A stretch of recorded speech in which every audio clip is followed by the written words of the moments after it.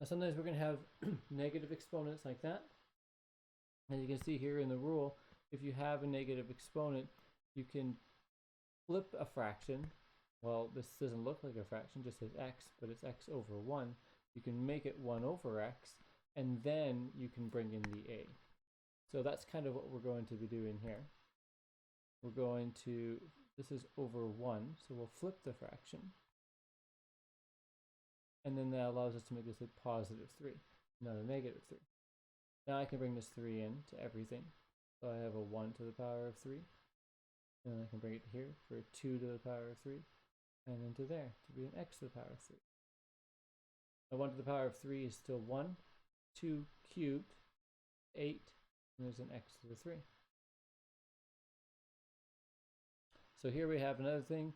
It is already a fraction. It's got a negative exponent, so we'll flip the fraction and make it a positive. Notice that's what we did over here. It was a 2x over 1, and we flip it to 1 over 2x. And in the same way, we have this, so we flipped it to be that. Now I can bring in this squared, so power to a power you multiply. 4 times 2 is 8. 3 times 2 is 6. So again, we're going to flip these. 3z to the negative 2 goes up top, and 2y to the negative 3. You don't change any symbols. You just write it exactly as it is, but just flipped, and then we can make this a positive 4. Now we can bring that 4 in, so 3 to the power of 4. Down here, 2 to the power of 4. The z, negative 2 times 4 is going to be negative 8. And negative 3 times 4 would be a negative 12. Now 3 times 3 times 3 times 3 is going to be 81. 2 times 2 times 2 times 2 would be 16. And I don't like having this negative exponent up here, so I'll bring that to the bottom. And I also don't like having that negative exponent there, so I'll bring that to the top. So we can just move it to the other side of the fraction, and then we can change the symbol.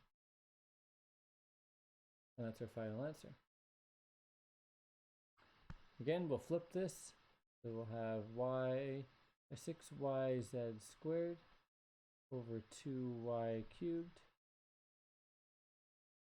Actually, before I do that, I'm just going to reduce this fraction. 2 and 6 can be reduced to 1 and 3.